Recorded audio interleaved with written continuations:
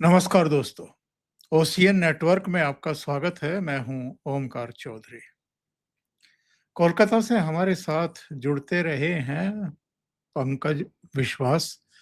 आप उनकी मेधा से वाकिफ हैं। उनको बंगाल के बारे में जो जानकारी है, उनके बारे में भी आप अवगत हैं। लेकिन हमने बीच में देखा है कि वो बंगाल के बाहर के विषयों पर भी बहुत कमांड के साथ बोलते हैं। तो हमें कई बार क्या होता है दिमाग में एक, चूंकि दिल्ली में बैठे हैं, तो एक ये रहता है कि जो बाहर के राज्यों में स्थित पत्रकार हैं, कार्यरत पत्रकार हैं, कि वो शायद उस राज्य के ही विशेषज्ञ हैं, लेकिन ऐसा नहीं है।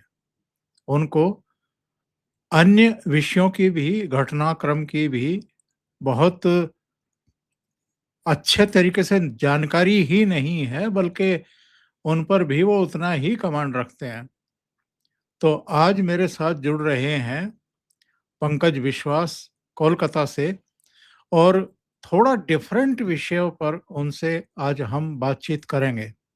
बंगाल पर भी करेंगे, लेकिन दूसरे विषयों पर हमारा आज अधिक फोकस रहने वाला है। तो सीधे जुड़ लेते हैं पंकज जी के साथ और फिर चर्चा को आगे बढ़ाएंगे।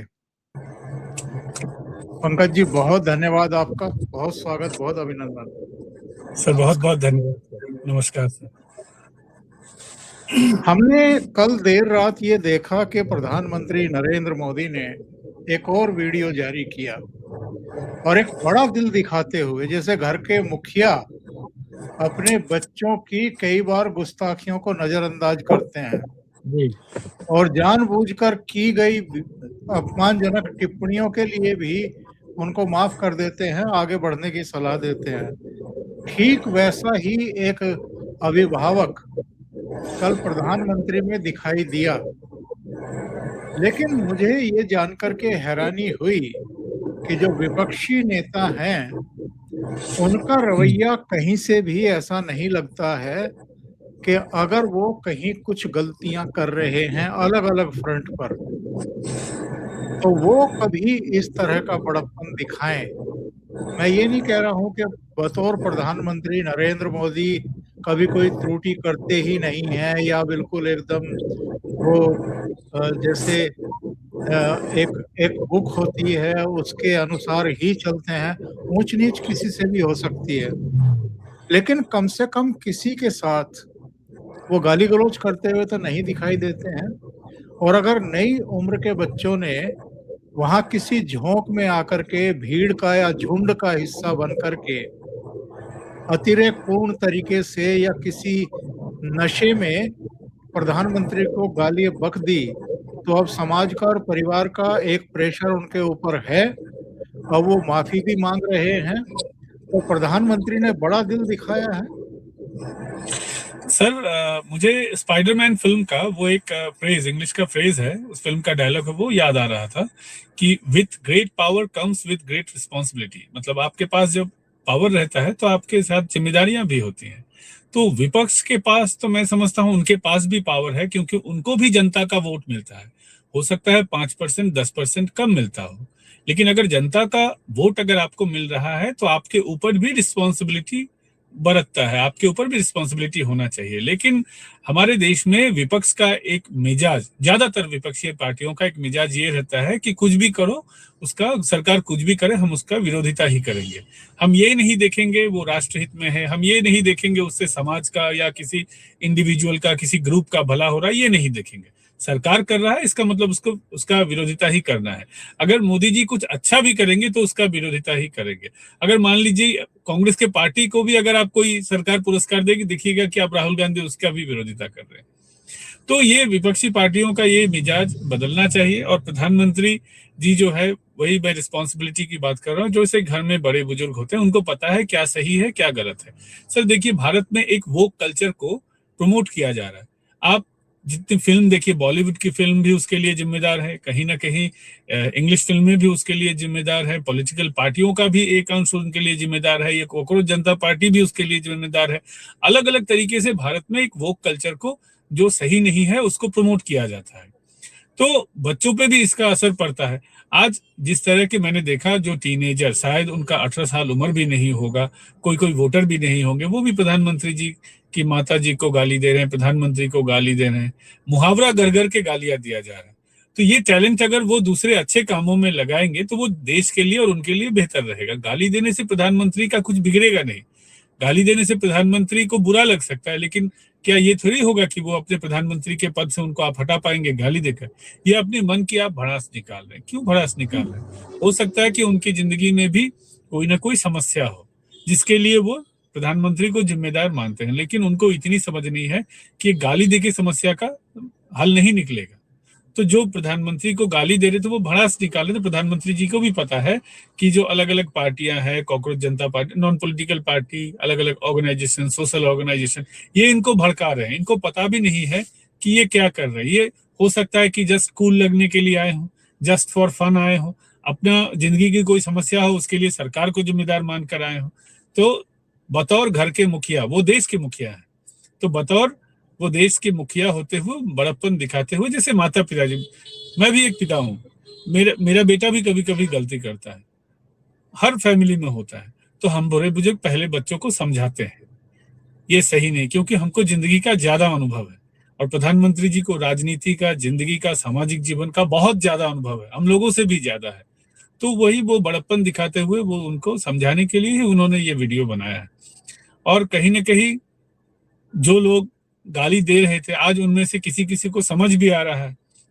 मैंने आज ही देखा है एक न्यूज में, एक बच्ची जो गाली दे रही थी उसने खुद माफी मांगा है अपने कर्तव्य के लिए, जो उसने किया है उसके लिए माफी। उसको समझ में आ रहा है, उस समय कूल बनने के चक्कर में, वायरल होने के फिराक में इस तरीके का काम वो कर गए, लेकिन बाद में उनको पता लगा कि ये सही नहीं है। तो प्रधानमंत्री जी जिस तरीके से बड़प्पन दिखा रहे थे कल, वो तो हमेशा ही इसी तरीके से विंडिक्टिव, कांग्रेस को लग सकता है कि प्रधानमंत्री विंडिक्टिव है, बीजेपी पार्टी विंडिक्टिव है, लेकिन बीजेपी पार्टी का अगर ट्रैक रिकॉर्ड आप देखें तो कांग्रेस से बहुत ज्यादा उदारवादी विचार के साथ ये पार्टी काम करती है। बीजेपी के समय में बहुत सारे काम ऐसे हुए हैं जो कांग्रेस अगर सरकार में होती तो हम सोच भी नहीं सकते थे। जिस तरीके से निर्भया आंदोलन के समय, मैं बार बार इसका जिक्र करता हूं, जिस तरीके से निर्भया आंदोलन के समय लाठी चलाया गया था, उस तरीके से तो वो उस तरीके का वो इशू भी कभी नहीं बना। लेकिन आप देखिए ये एक बड़ा इशू बन सकता था, सरकार और ज्यादा इसको हैंडल कर सकती थी लठ के साथ, लेकिन मीडिया में इसकी चर्चा हो सकती है। प्रधानमंत्री जी ने लठ का प्रयोग उस तरीके से नहीं किया जिस तरीके से कर सकते थे, और उसके उतनी ज्यादा आलोचना भी नहीं होती। उन्होंने बड़प्पन दिखाया, उन्होंने बार बार बात करने की बात कही है, तो बात करते हुए समस्या को सुलझाया है। तो बीजेपी की समालोचना करने से पहले कांग्रेस तो बीजेपी से ज्यादा, कांग्रेस पार्टी ने इस देश के ऊपर राज किया है, या इस देश के चलाया है। तो कांग्रेस को अपने गिरेबान में देखना चाहिए कि इंदिरा गांधी जी की, प्रधानमंत्री जी की हत्या के बाद किस तरीके से दो नौजवानों का जो धर्म था, उनके धर्म के लोगों को किस तरीके से उन लोगों ने टॉर्चर किया था। कांग्रेस को अपना 70s का दौर याद करना चाहिए। जब भारत का बंटवारा हुआ उसके बाद बार बार हम लोगों को आज भी ये टीस रहता है, क्योंकि हमारे दादाजी, हमारे पूर्वज बांग्लादेश से आए थे, मतलब पूर्व पाकिस्तान से आए थे। तो हम लोगों को ये टीस रहता है कि कांग्रेस पार्टी को तो अपने गिरेबान में झांकना चाहिए कि बंटवारा आपके लिए हुआ साहब, उसके बाद जो हिंदू लोग यहाँ आए उनके साथ आप लोगों ने क्या टॉर्चर किया था, सीपीआईएम पार्टी ने क्या टॉर्चर किया था। जब उधर से हिंदू आ रहे थे तो दिल्ली में ठहरने का जगह नहीं देना चाहते थे नेहरू जी। कांग्रेस को अपने गिरेबान में झांकना चाहिए। राहुल गांधी जी को अपने माताजी, पिताजी, दादाजी, उनके ग्रैंड फोर फादर्स, उनके काम को देखना चाहिए, फिर मोदी जी की आलोचना करनी चाहिए। आपने अभी एक बात कही कि इन लोगों से गाली दिलवाई जा रही है, इन लोगों को उकसाया जा रहा है, भड़काया जा रहा है, गुमराह किया जा रहा है। गुमराह शब्द का इस्तेमाल प्रधानमंत्री नरेंद्र मोदी ने भी किया है अपने छोटे से संबोधन में।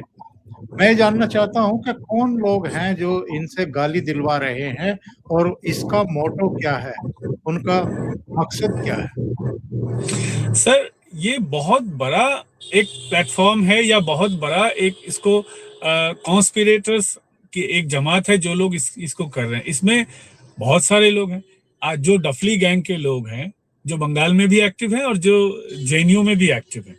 बंगाल में भी जिस तरीके से दिल्ली में जेएनयू है, यहाँ भी जादवपुर यूनिवर्सिटी है, उसमें भी जे है, इसमें भी जे है। तो दोनों जे वाले जो लोग हैं डफली गैंग, वो इसका इस्तेमाल करते हैं, इन लोगों का इस्तेमाल करते हैं, ये डफली गैंग वाले लोग। अल्ट्रा जो लेफ्टिस्ट मेंटालिटी के लोग हैं वो लोग हैं। कॉकरोच जनता पार्टी जो एक नया प्लेटफॉर्म बनाया गया है, जो इस तरीके का प्लेटफॉर्म उन छोटे देशों में सक्सेसफुली इसका इस्तेमाल किया गया है, जो लोग इसके पीछे, वही लोग कॉकरोच जनता पार्टी बनाने के पीछे भी हो सकते हैं, वो लोग इसके साथ है। बॉलीवुड इंडस्ट्री के बहुत सारे लोग हैं जो हो सकते, जो लोग वहां गए थे उकसाने के लिए, जिनमें शबाना आजमी भी है। एक जमाने में हम देखते थे कि मेधा पाटकर कुछ भी होता था आंदोलन करने लगती थी, आज मेधा पाटकर की जगह दूसरे लोगों ने ले लिया है। तो इन लोगों को जो इन लोगों को फंड करते हैं, प्रमोट करते हैं, मानसिक सपोर्ट देते हैं, बहुत सारे लोग हैं जिनका एक पूरा नेक्सस है, जो नहीं चाहते हैं कि भारत आगे बढ़े। बीजेपी के जमाने में इन लोगों को थोड़ा ज्यादा प्रॉब्लम होता है, कांग्रेस के जमाने में थोड़ा कम प्रॉब्लम होता है, लेकिन प्रॉब्लम नहीं होता ऐसा नहीं। कांग्रेस के जमाने में भी भारत पीछे रहे इसकी कोशिश वो करते हैं, कांग्रेस को भी कमजोर करने की कोशिश करते हैं। इंदिरा गांधी जी के जमाने में भी ये आरोप लगता था कि पूरे कैबिनेट में दूसरे देश की एजेंसियों का पूरा नेटवर्क यहाँ पे चलता था, वो उनको इस्तेमाल करते थे, नेताओं को एवं कैबिनेट के मंत्री का इस्तेमाल करते थे। तो कांग्रेस के जमाने में थोड़ा इनको कम प्रॉब्लम होता है, क्योंकि कांग्रेस थोड़ा दब के रहती है और बीजेपी दब के नहीं रहना चाहती, और मोदी जी तो एकदम दब के नहीं रहना चाहते हैं, वो तो घर में घुसने की बात करते, तो मोदी जी के साथ इनके ज्यादा प्रॉब्लम है। तो जो चाहते हैं, जो एलिमेंट चाहते हैं कि भारत आगे नहीं बढ़े, भारत सिर्फ कंज्यूमर बना रहे, भारत प्रोडक्शन ना करे, भारत आगे ना बढ़े, भारत की हैसियत ग्लोबल लेवल पर आगे ना हो, तो जो लोग चाहते हैं वो लोग इन लोगों को मदद करते हैं, इनका पूरा नेक्सस इनके साथ है, वो इनको गुमराह करते हैं। और बच्चों को क्या होता है कि जिंदगी की समझ के साथ, राजनीति की समझ के साथ लोग धीरे धीरे, आपके आंखों से चश्मा हटता है, आप राजनीति को अच्छी तरीके से समझते हैं, लेकिन कम उम्र में जो राजनीति को उतनी गहरी तरीके से नहीं समझते हैं, उनको राजनीति की समझ नहीं आती, उनको एकदम ब्लैक एंड व्हाइट में राजनीति दिखता है उनको। लेकिन राजनीति ब्लैक एंड व्हाइट नहीं होता है, उसके पीछे जो ग्रे एरिया होता है वो असल राजनीति होता है। जिनको इसकी समझ नहीं है वो बच्चे तो गुमराह होंगे ही, उनको तो गुमराह करने के लिए ही ये पूरा नेक्सस खड़ा है। सर, आपको नहीं लगता है पंकज जी के जो राहुल गांधी संसद में खड़े होकर के कहते थे कि 6 महीने बाद इस देश का युवा ही प्रधानमंत्री को डंडे मारेगा, वो घर से नहीं निकल पाएंगे। नेपाल की घटना के बाद, बांग्लादेश की घटना के बाद ये लगातार जेन जी की बात कर रहे हैं, ये लोगों को सड़कों पर उतरने के लिए आह्वान कर रहे हैं, इंक्लूडिंग केजरीवाल। तो ये इस पूरे आंदोलन के पीछे हैं, युवाओं को भड़काने की कोशिश कर रहे हैं, जेन जी का नाम लेकर के। वहां तो जंतर मंतर पर हमने देखा 40-40, 50-50 साल के लोग थे और किस तरह की हरकतें वहां पर हो रही थी। तो ये जेन जी के नाम पर क्या युवाओं को भड़काने और उकसा करके प्रधानमंत्री की छवि खराब करने और जो उनकी लोकप्रियता है उसमें एक दाग लगाने की चेष्टा नहीं हो रही है? सर 100% राहुल गांधी जी की उम्र 50 पार कर चुकी है, उनको भी पता है मेरे हाथ में ज्यादा समय नहीं है, और बेचारे जब से राजनीति में आए हैं तब से हार ही रहे हैं, उन्होंने हारने का वर्ल्ड रिकॉर्ड बनाया हुआ है। तो वो तो चाहेंगे ही सरकार को डुबाने की कोशिश तो वो करेंगे ही, मोदी जी के खिलाफ। वो तो सर हमने उनको देखा है कि अपना माइक खुद संसद में बंद करके स्पीकर ओम बिरला पे जो इंसान आरोप लगाता है कि मेरी माइक बंद है, फिर ओम बिरला कहते हैं आपका माइक खुला है, बटन तो दबाइए सा, तो वो इंसान तो ऐसी हरकतें, ओछी हरकतें करेंगे ही।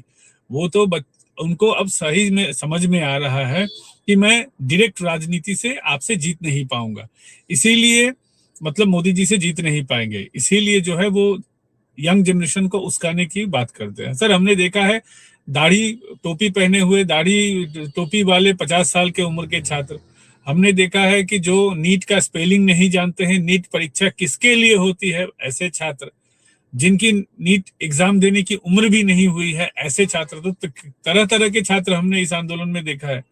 और बंगाल में भी जब रैली हुआ जिसपे हम पत्रकारों पे जिसपे अटैक हुआ, उसमें भी जब ये हुआ था तो पूरे एक ही जमात के लोग थे।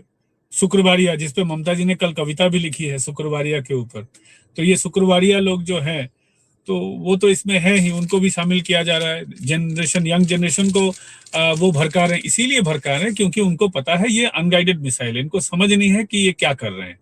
इनको अगर उकसाया जाएगा तो इनको लग रहा है कि जिस तरीके से इस तरीके का आंदोलन का सफल प्रयोग नेपाल में हुआ है, kind of same type of आंदोलन बांग्लादेश में हुआ है, सफल तरीके से उन्होंने इसका प्रयोग किया है। काइंड ऑफ सेम आपने श्रीलंका में भी इसका प्रयोग किया है। तो उनको लगता है कि छोटे छोटे देशों में अगर सफल रूप से प्रयोग हो सकता है तो कहीं ना कहीं मोदी जी को धक्का तो दिया जा सकता है, अगर हटा नहीं पाए तो एक बड़ा धक्का दे सकते हैं।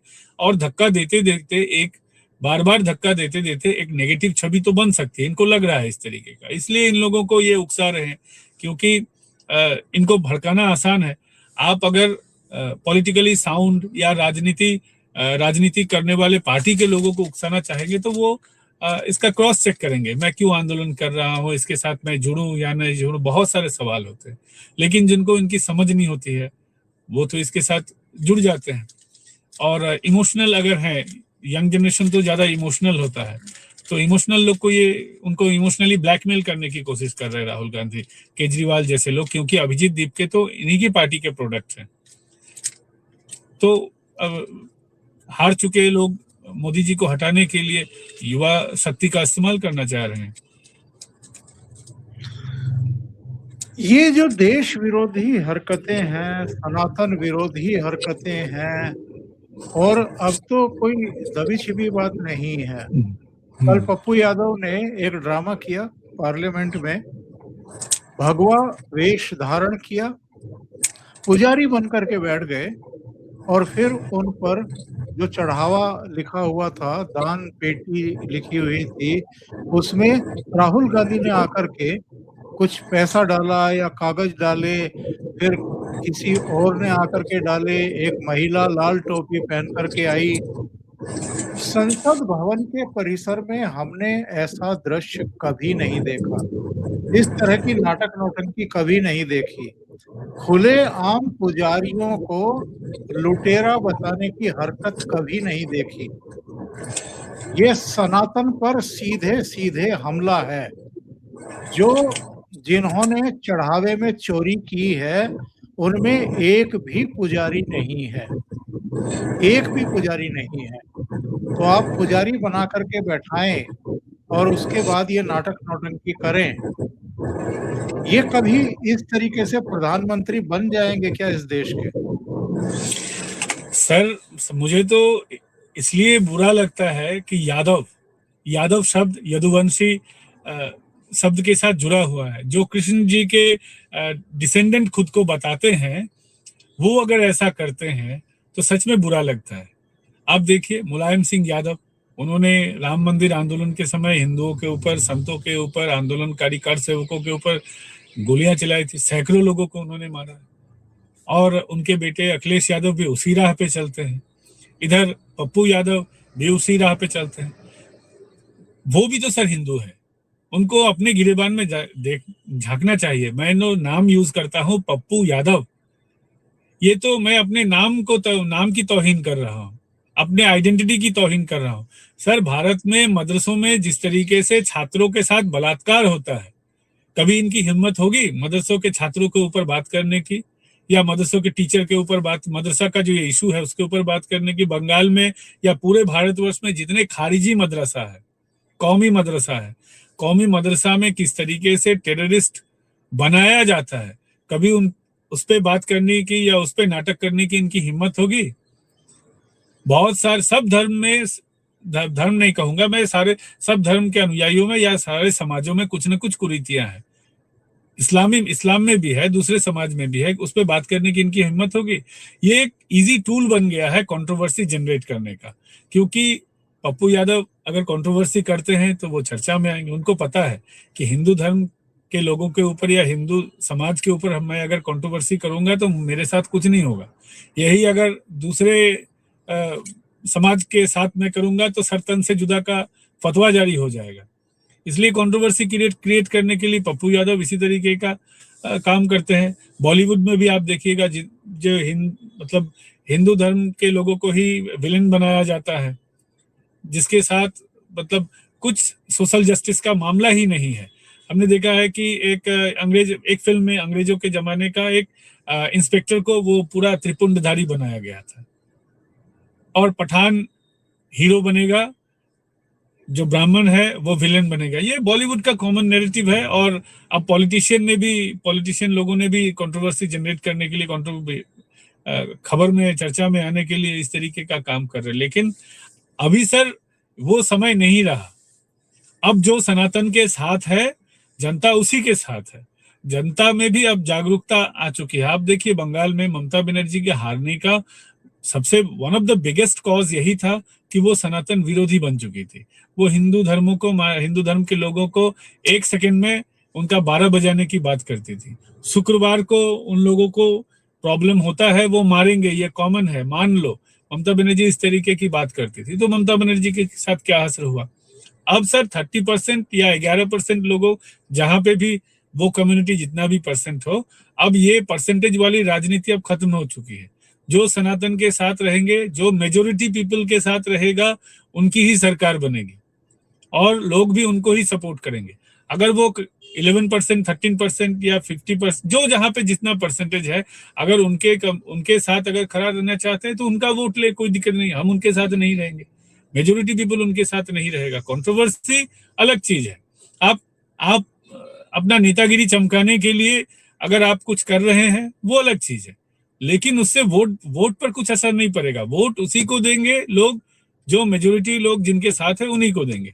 जहां पर उनकी मेजोरिटी है तो आप जाइए, उनका गाना गाइए, वो आपको वोट देंगे। जम्मू कश्मीर में तो उसी कम्युनिटी के जो रहनुमा है वो जीतते हैं। अब मेजोरिटी का ही चलेगा, क्योंकि सबको अपना अब समझ में आ गया है कि ये लोग जो है हमारे लिए सही नहीं है, ये हमारा भला नहीं चाहते। हमारा जो भला चाहते हैं हम उन्हीं के साथ रहेंगे। मैं अगर ये कहूं कि ये जितना उबाल हम देख रहे हैं इस समय विपक्ष में, संसद की कार्रवाई में भाग लेने के बजाय, सकारात्मक भूमिका निभाने के बजाय, अलग अलग मुद्दों पर मंत्रियों को, प्रधानमंत्री को, गृह मंत्री को घेरने के बजाय, अगर ये बाहर नाटक नौटंकी कर रहे हैं, अपनी भड़ास निकाल रहे हैं, या अपनी असुरक्षा का भाव प्रदर्शित कर रहे हैं विपक्षी, तो ये बंगाल की वजह से है। बंगाल में ना ममता बनर्जी हारती, ना भारतीय जनता पार्टी जीतती, और ना इनको ये लगता कि अगर बंगाल फतह कर सकती है भारतीय जनता पार्टी और नरेंद्र मोदी की टीम, तो ये किसी भी राज्य में अब सुरक्षित नहीं रह गए हैं। इसलिए ये तमाशा हो रहा है।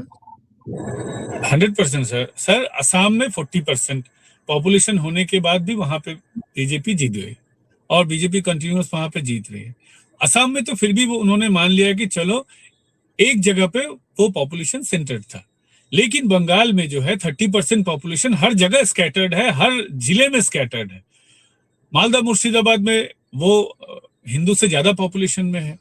उत्तर 24 परगना में पूरा बसीरहाट जो सब डिवीजन है वहां पे वो डोमिनेंट है। नदिया में बहुत सारे विधानसभा में वो डोमिनेंट है। तो ये स्कैटर्ड पॉपुलेशन एंड 30% पॉपुलेशन होने के बाद भी ममता बनर्जी हार गई, ये उनके लिए बहुत बड़ा सेटबैक है कि अब हम जिस तरीके की राजनीति कर रहे हैं वो राजनीति अब चलने वाली नहीं है। लेकिन सर हार से सीखना चाहिए, उनको भी स्ट्रेटजी बदलने की जरूरत थी। अगर वो भगवान भला करे कि वो स्ट्रेटजी नहीं बदले, देश को न डुबाएं, लेकिन अगर मैं होता या कोई भी बुद्धिमान राजनीति करने वाला होता तो उनको स्ट्रेटजी बदलने की जरूरत थी। वो पुराने ही स्ट्रेटजी को और ज्यादा चमकाने की कोशिश कर रहे हैं। इससे तो कहीं भला नहीं होगा। इसी के वजह से वो डर रहे हैं कि ये जो बंगाल में हुआ, जो असम होते हुए बंगाल में हुआ, त्रिपुरा में भी देखा आपने कि इस तरीके से बीजेपी मुस्लिम पॉपुलेशन होने के बाद भी जीती है, तो अब उनके लिए तो लग रहा है कि अब केरल भी हाथ से चला जाएगा। या दूसरे राज्य जो है वहां भी बीजेपी जीत सकती है। नॉर्थ ईस्ट में भी बीजेपी धीरे धीरे अपना प्रदर्शन बेहतर कर रही है। तो कांग्रेस और अन्य विपक्षी पार्टी को तो ये डर लग ही रहा है। सबसे बड़ी बात है कि 2027 में उत्तर प्रदेश का चुनाव है। Uttar Pradesh is a big factor for Indian politics, और उत्तर प्रदेश में समाजवादी पार्टी में भी टूट फूट होने के आसार हैं। ऐसा सुना जा रहा है कि वहां भी टूट फूट होगी। लोग अपनी पार्टी को नहीं बचा पा रहे हैं। टूटने के साथ ही 20 सांसद चले गए, डायरेक्टली एनसीपीआई ज्वाइन किया और एनडीए में चले गए, मतलब बीजेपी का ही साथ दे रहे हैं वो। ममता की पार्टी बिखर रही है। पहले उनको सिर्फ हारने के आसार थे, अब उनको लग रहा है हारने के बाद पार्टी भी चली जाएगी। तो ये उनके लिए एक दोहरा डर है उनके लिए। इसीलिए के लिए मुझे लगता है कि विपक्ष ज्यादा हंगामा करने की कोशिश कर रहे हैं। ये जो बीजेपी जो एक नैरेटिव तो क्रिएट तो होगा ही, क्योंकि धीरे धीरे बीजेपी और ज्यादा पावरफुल हो रही है। तो इस नैरेटिव को दबाने के लिए या इससे जनता का ध्यान भटकाने के लिए या बीजेपी का ध्यान भटकाने के लिए और जो बड़ा बड़ा काम मोदी जी करने वाले हैं आने वाले सत्र में, उससे मोदी जी को प्रेशराइज रखा जा सके। और अभी जो बीजेपी और ज्यादा पावरफुल हो गई है, एनडीए और ज्यादा पावरफुल हो गई है, तो एनडीए को भी ताकि थोड़ा सा डर में रखे और वो बिल पास कराने की हालत में ना हो, इसके लिए एक नैरेटिव क्रिएट किया जाए। इसलिए वो कोशिश कर रहे हैं। हालांकि इससे ज्यादा तो कोई फायदा होगा नहीं, क्योंकि संसद के बाहर नौटंकी करके संसद के अंदर की स्ट्रेटेजी को आप नहीं ठीक कर सकते हैं। संसद के अंदर की स्ट्रेटेजी को ठीक करने के लिए आपको संसद के अंदर काम करना होगा, जो एनडीए कर रही, जो बीजेपी कर रही है। लेकिन इनके पास वो बाहर नौटंकी करने के अलावा तो ज्यादा कुछ दिख भी नहीं रहा है इनके पास कोई स्ट्रैटेजी है। मुझे तो लगता है कहीं ना कहीं इनके पास लैक ऑफ स्ट्रैटेजी है। वो सिर्फ मीडिया में खबरें बनाने के लिए ही वो ज्यादा वो दिमाग लगा रहे हैं। बहुत बहुत धन्यवाद पंकज जी, जुड़ने के लिए, इतना समय निकालने के लिए और बहुत महत्वपूर्ण मुद्दों पर चर्चा करने के लिए। दर्शकों से निवेदन है कि अगर आपको ये चर्चा अच्छी लगी हो तो लाइक का बटन दबा दें, वीडियो को शेयर करें और चैनल को सब्सक्राइब करें। पंकज जी के चैनल का नाम है पॉलिटिकल डेली और अब हिंदी में भी है, तो आप सब्सक्राइब करें, उनको सहयोग करें। बहुत बहुत धन्यवाद। नमस्कार। नमस्कार, बहुत बहुत धन्यवाद सर। Thank you.